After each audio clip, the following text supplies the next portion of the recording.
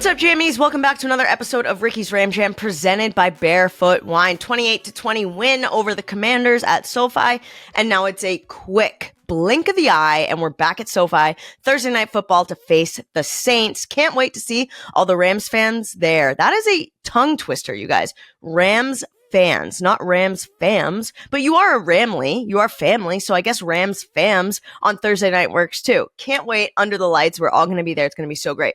Let's look quickly at the Commanders game. Kyron hit 1,000 scrimmage yards before the first quarter, which is insane, and he missed 4 games. Like, what a light to this season. Kyron Williams, my hat is tipped to you, sir. Let's keep it up. Coop had that insane 62-yard touchdown, and Matthew Stafford got the game ball after another stellar performance. Ernest Jones and the defense were absolutely dealing on Sunday. We got to keep that up. I filmed a really fun barefoot holiday sketch that's going to be going out this week, so make sure you keep your eyes locked for that. It was really, really fun, and I'm excited for you guys to see it. But we don't have time to really go into too much because before you even finish this episode, we'll be back at SoFi for Thursday Night Football. Joining me now is my dear friend and NFL Network host, Marc Sessler. Let's raise a toast. Marc, you and I love to reminisce over a glass of Chardonnay, don't we? We do. We're just like, two aging mothers that get a week away from the family and want to look at some Polaroid photos of their vacation together. That's no different than you and I. Yeah, absolutely. We have had many vacations. We've gone to Europe together. We've gone to a bunch of different states for Super Bowls. And I feel like we've had barefoot wine in all of those places. We have. We know how to check the box on our experiences. But it's true. Like each of these trips have been NFL based. So we also were extremely professional, did our job to the utmost. But then, when the job was over, we have our time too. It's so good to see you. So the Rams played Sunday, and now they have their second game in 5 days.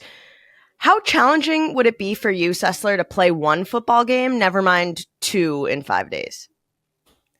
I mean, let's start with one. I mean, against this level of competition or against... I've always thought about... anyone, I think. Yeah, well, I've thought like about the fact that, I would like to... usually when you get like a driver's license redone so that you can ante up and do stuff that older people do. I'd like to not even have a driver's license, where I would compete against preteens and children and just devastate them as a running back or a pass catching tight end type figure that would just destroy smaller figures. But against the Rams or the Saints, who they're playing, on Thursday night, I don't think I'd fare well. I'd probably let Greg. The other day, Greg Rosenthal, our friend, was saying that he thought that he would be the kind of figure that could go into a game and lay like a forearm shiver on someone.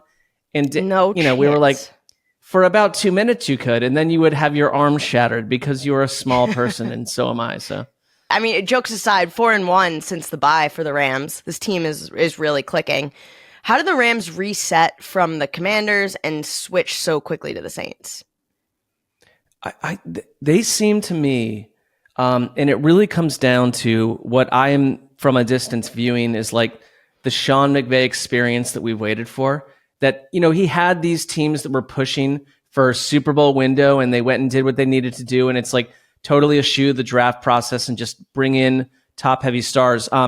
This team is so different. It's the first Rams team that I feel kind of fascinated by.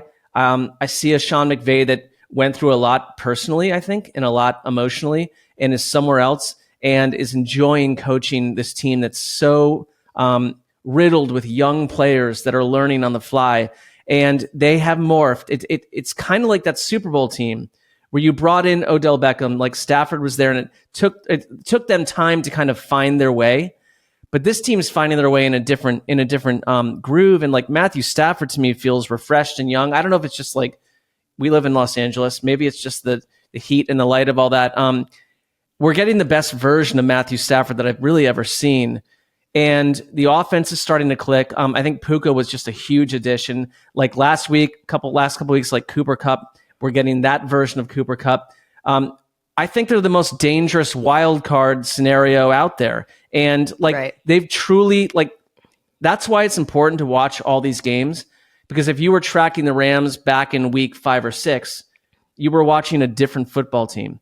The team we're watching right now, and I, as a Browns follower, they came in and destroyed Cleveland's defense. They really did. And the Browns were banged up, but it does that. Every team's banged up. They came in and did what they needed to do. And it's like, I think they can take out anyone from here on out. And they're a very dangerous team come January. I mean, I think Derek Carr had arguably maybe his best game this past Sunday against the Giants. How important is it to get pressure on him Thursday night? The Rams only have 3 sacks over the last 2 weeks. And how does this Rams defense shut down this Saints offense? The Saints offensive line, which if you go look at like the PFF grades, it's a problem. But they've actually been pretty decent the last couple of months. But like Ryan Ramczyk has a knee issue. He did not practice yesterday. We'll see about today. They're missing Chris Olave. He may come back. It's just sort of, these are key people, and they don't have a lot of they're not a team with a ton of depth right now. And so I think it's possible for, Aaron Donald and the cast and crew to win an advantage there. Yeah, I mean, we keep talking about Stafford, but it's because he keeps making us because of how he's playing. He's been playing out of his mind this year, and it's been so much fun to watch. And then you have Cooper Kupp, Puka, and Demarcus Robinson firing now on all cylinders. How important is it for Stafford to keep spreading the ball around, to keep getting Kyron involved, and to attack the Saints defense on all fronts? It's just an advantage. I mean, I think Puka Nacua has come in and been one of the most impressive rookies that we've seen in 25 years. To have him to the point where it's sometimes he overshadows Cooper Kupp, which you just wouldn't expect that from. I mean, their 5th round was wild. Their draft was incredible. It's one of the better draft classes we've seen. It's clicking, and so spreading the ball around is part of it. It's essential, and Stafford has so many options that it's whatever the Saints throw at you from a defensive back matchup standpoint, you got multiple weapons.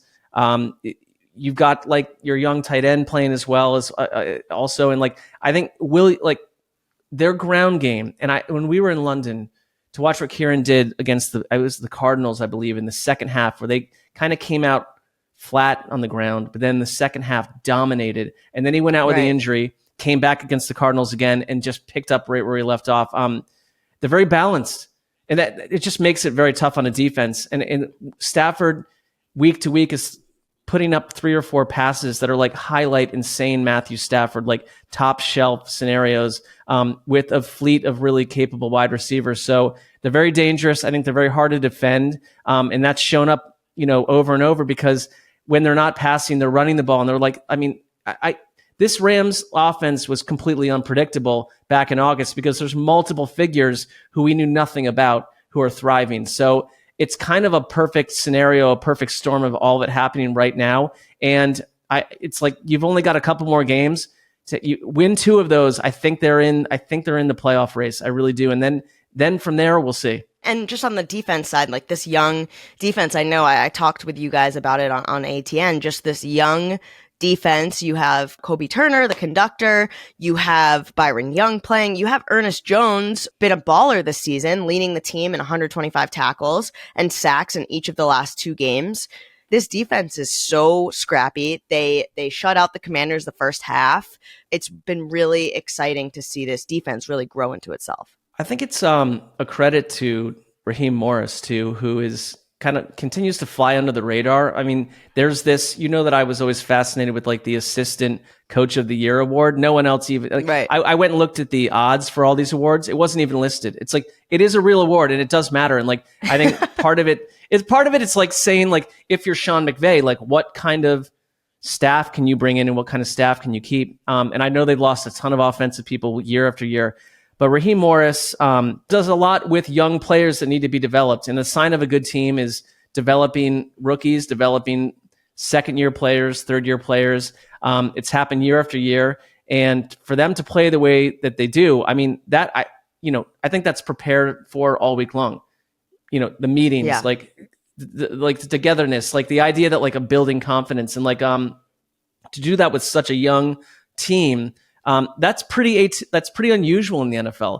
I think the Rams were kind of an experiment coming into this season, but especially on defense, because it's you could track these teams, year after year. And it's like 8 or 9 of their main guys were like unknowable figures, like back in the summer. And to see it gel the way that it did, it just kind of tells me this, again, I'm not surprised, but it's a well-coached team. You can see it, I think, for me, with McVay, where a bit of a weight is lifted. I know that there were, he's so hard on himself. And I think anyone that's like that, you can kind of just see it. There's a bit of a, not weightlessness, but just a happiness to him where it's like, I think this journey's been a little different. And for the Rams to kind of surprise people, it has a lot to do with their assistants. And Raheem Morris, to me, is like an assistant coach of the year figure who probably won't get it because he's not getting talked about enough, but he should be. He should be. Yeah, absolutely. He's just the best, and he's doing such a great job with this defense and this young defense. And it's just, I'm so excited because last year the Rams Thursday night football game was that huge Baker Mayfield game that when he had just been in the building for, 24 hours essentially. And it was so much fun under the lights. Like the halftime show that's on Thursday night is Busta Rhymes, which is going to be insane. Like I'm just so excited for this night under the lights, and this Thursday night football matchup is going to be so much fun. Are you going to go? You should walk across the street. Well, I might. I also have to, like, per my duties, be right here in this room in another part of town talking about the game after. So I'll be very plugged in on what you do. I wish I could go. Like, it's annoying, to be honest, that it's like, it's a huge inflection point for the Rams, and I'll be up in Hollywood here, not too far from where you live, doing a podcast. So I'm just doing my part to help the Rams grease the skids towards January. Mark, before I let you go, I want to do my Ram Jam questions real quick, rapid fire style. So if you were about to have your last meal on Earth, what would it be? Well, I just have to go with like the first thing I thought of was just like a gigantic pizza. Just like be like, you know what? I'm just a normal. I guess I'm just there's nothing special about my choice here. I just eat a giant pizza.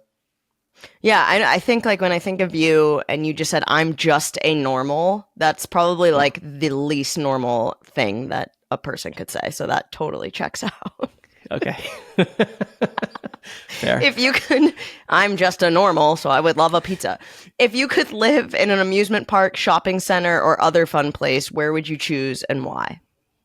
Well, so this is not because of the documentary that came out a couple years ago, but because as a youth, I went here multiple times and had a friend. I'm talking about Action Park, a very wild place. And I had a friend named Peter, and we were on the Alpine Slide, which is a completely dangerous, unattended to a ride where you just go down on a sled on a dry track, and the sled constantly wipes out. And my friend just flipped, and like the entire right side of his arm from shoulder down to elbow, like the skin came completely off him. Oh. We had to go to a nurse's hut that just sprayed us with something. So my memory of that place was kind of wild. Neosporin. Yeah, and you also like we got sent there on like multiple school trips on buses where like things aren't working out with like girls and everyone else. So it's like Action Park. I'd like to go back and revisit it and just like see what happens. What would a collage of your life include? So I'm printing out photos of Marc Sessler to print out on the page. What's going on that collage? Well, who's taking a look at this collage, I guess? Good question. It's going to be publicly displayed because you are a public figure. I think people would want to pay homage to your collage.